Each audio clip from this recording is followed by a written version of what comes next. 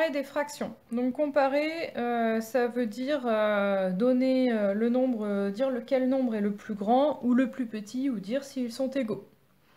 Pour des fractions, on connaît 4 méthodes. Donc il y a la méthode où les deux dénominateurs sont les mêmes. Dans ces cas-là, il y a juste à regarder le numérateur. Ici, le numérateur, c'est 45. Il se trouve que 45, c'est plus petit que 54.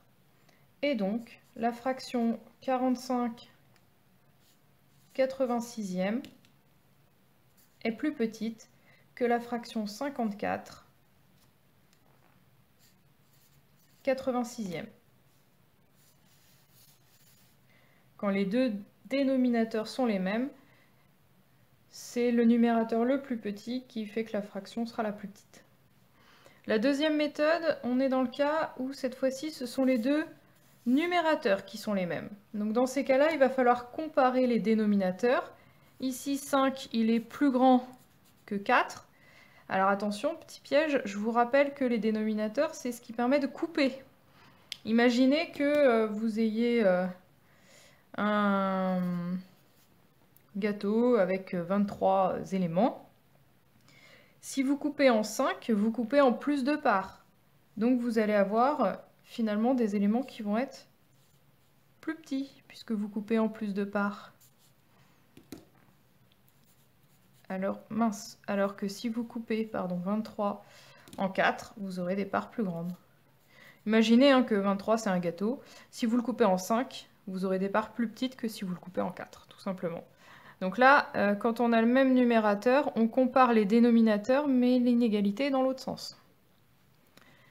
La troisième méthode, on essaie de se ramener à la première méthode en changeant une fraction. Ici, 24 cinquièmes. Je vais essayer de faire apparaître des dénominateurs identiques. L'autre, elle est sur 10. Donc mon objectif, ça va être d'écrire 24 cinquièmes en quelque chose sur 10. Je regarde comment je passe de 5 à 10 en faisant x2. Du coup, je fais x2 aussi au numérateur. Et donc, je vais obtenir 24 x 2, 48, 48 dixièmes. Donc maintenant, je dois comparer la fraction 48 dixièmes avec la fraction 51 dixièmes. Je me rapporte au cas numéro 1. Il se trouve que 48, il est plus petit que 51. Et donc, 48 dixièmes, ça va être plus petit que 51 dixièmes. À la place de 48 dixièmes, je vous rappelle que c'est la même chose que 24, je vais y arriver, cinquième. Et enfin, la quatrième et dernière méthode, il s'agit d'essayer, si c'est possible, de comparer les valeurs décimales. Alors, on va écrire chaque fraction sous forme décimale. 32 quarantièmes, donc il faut tout simplement faire 32 divisé par 40. On peut faire 32 divisé par 4 déjà.